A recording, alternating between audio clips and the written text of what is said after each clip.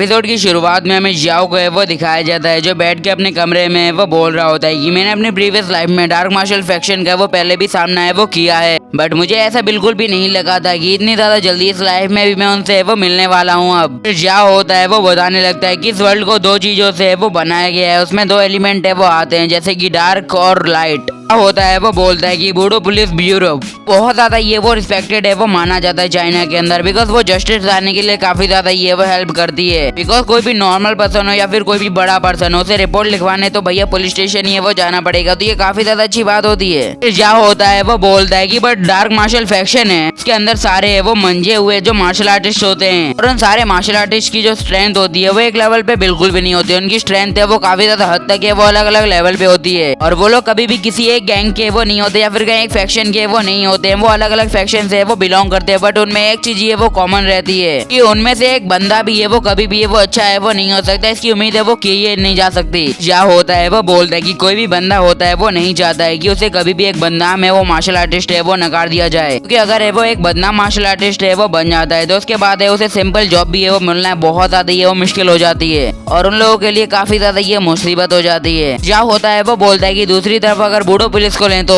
कि अगर नॉर्मल बंदा जो मार्शल आर्टिस्ट है उसके पास अच्छी खासी स्ट्रेंथ है, अगर वो बूढ़ी पुलिस में है वो जाता है तो उसके लिए काफी ज्यादा ये वो रिस्पेक्ट की बात होगी, क्योंकि वो एक अच्छा काम कर रहा है और एक अच्छे लेवल पे है। जो छोटे मोटे मार्शल आर्टिस्ट होते हैं वो किसी न किसी कंपनी में है वो जॉब कर सकते हैं या फिर किसी भी चीज में है वो जा सकते हैं, बट बच्चे जो कीड़े यानी जो ट्रैश वो जाके ऐसे ही है वो मार्शल आर्टिस्ट बन जाते हैं जो झगड़ा वगड़ा है वो करते रहते हैं। फिर क्या होता है वो बोलता है कि बट मेरा पर्पस है वो कुछ अलग है मार्शल आर्टिस्ट से, मैं कुछ और ही है वो करना चाहता हूँ। फिर क्या होता है वो बोलता है कि मैं इस रिलम से अपने आप को दूर कर लूंगा, बिकॉज वैसे भी सेलेस्टियल वर्ल्ड के लोग है वो मेरा इंतजार कर रहे हैं, मुझे उनके पास तो लौट के वापस जाना ही होगा। तो बोलता है कि चलो जो भी हो, मैं अभी भी है वो काफी ज्यादा है वो कमजोर हूँ,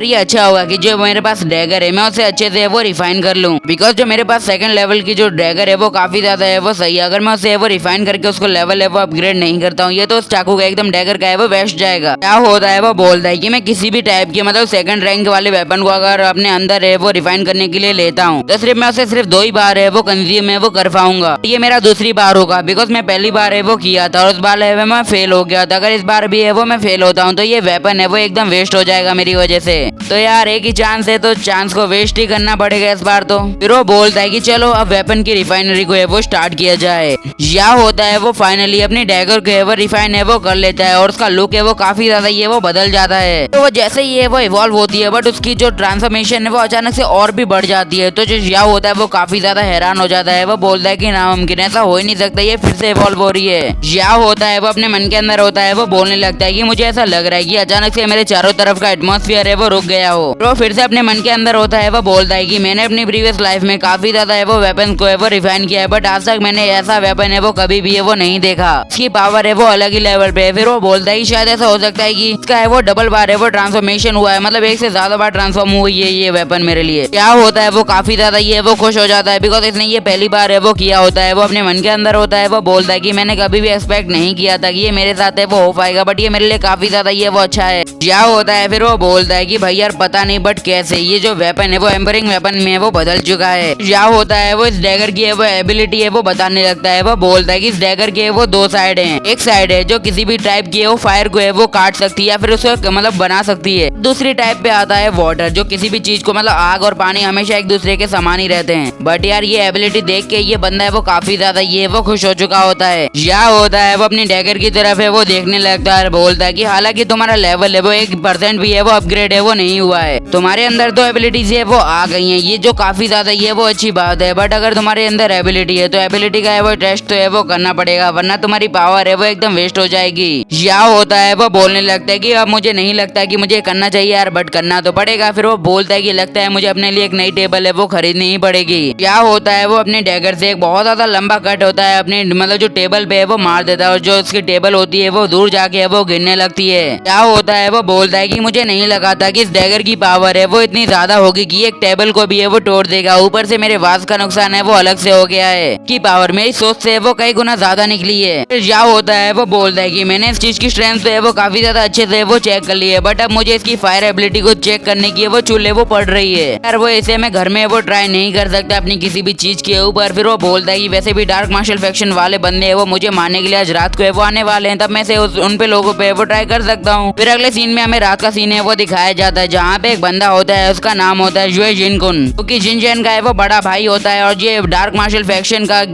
कुन का है वो एक ग्रुप लीडर होता है। बंदा होता है वो जियाओ के घर के पास पहुंच जाता है और बोलता है कि लगता है ये सही घर है। वो बंदा होता है वो अपने पंच को है वो रेडी करता है और उसके गेट पे वो मारने के लिए तैयार हो जाता है और अपने मन के अंदर होता है वो बोलने लगता है कि इतने ज्यादा बेकार घर के सामने इतना ज्यादा अच्छा गेट है वो मुझे बिल्कुल भी वो पसंद नहीं आया। और वो अपने पंच से उस गेट की तरफ अपना एक पंच है वो मार देता है। जो उसका पंच है वो काफी ज्यादा ये वो स्ट्रांग होता है, उसका गेट है वो निकल के दीवार में वो लग जाता है बिकॉज उसके अंदर इतनी पावर होती है वो शायद वो दीवार को भी तोड़ दे। जियाओ भी होता है वो एकदम तैयार है वो बैठा होता है अपनी टेबल पे, वो अपने डैगर को है वो लेता है और उस गेट की तरफ है वो घुमा देता है जिससे वो गेट होता है वो दो टुकड़ों में वो कट जाता है। अब होता है वो बोलता है कि तुमने तो मेरे वो गेट का काफी ज्यादा है वो नुकसान कर दिया और इस नुकसान का बदला है वो तुम्हें ही है वो देना होगा। तो जो बंदा होता है वो बोलने लगता है कि मेरे ख्याल से तुम ही है वो लिंच जाओगे। फिर वो बंदा होता है वो बोलने लगता है कि शायद तुम ही वो बंदे हो जिसने मेरे भाई जिनचैन को मारने की है वो कोशिश की है। अब होता है वो काफी ज्यादा ये वो गुस्से में आ जाता है और बड़ी रूडली टोन से उसके साथ है वो बोलने लगता है कि हाँ तो क्या हुआ, उसने वो मेरे साथ ऐसा किया था तो मुझे उसके साथ है वो कुछ गलत है वो करना था, वो डिजर्व करता था ये। इनकन होता है वो बोलने लगता है कि अच्छा तो तुम सच में है वो वही बंदे हो जिसने मेरे भाई को है वो मारने की गलती की है। फिर वो जिनकन होता है वो बोलता है कि आज रात को है वो मैं तुम्हें इतना है वो मारने वाला हूँ, कल रात को तुम्हारी बॉडी भी है वो शायद किसी को मिले और पुलिस क्राइम के चलते मुझे कोई शायद पकड़े भी ना, इतना ज्यादा पावरफुल हूँ मैं। इनकन होता है वो अपनी पूरी स्ट्रेंथ के साथ होता है वो जियाओ के ऊपर अपना पूरे पावर के साथ है वो अटैक कर देता है जो कि काफी ज्यादा है वो पावरफुल होता है। फिर जो जिनकन होता है वो काफी ज्यादा ये वो हैरान हो जाता है जो सामने उसके चीज है वो हो चुकी होती है। रियलाइज करता है कि उसका पंच है वो किसी चीज में वो नहीं लगा होता है, उसका पंच सीधे जाके जियाओ के पंच से वो टकरा गया होता है। जियाओ होता है उसके पंच को वो रोक लेता है। ये बात देख के वो बंदा काफी ज्यादा ये वो हैरान हो जाता है। फिर जियाओ होता है वो बोलने लगता है क्या हुआ, क्या तुम मुझसे अपनी पूरी पावर में वो अटैक नहीं कर पा रहे?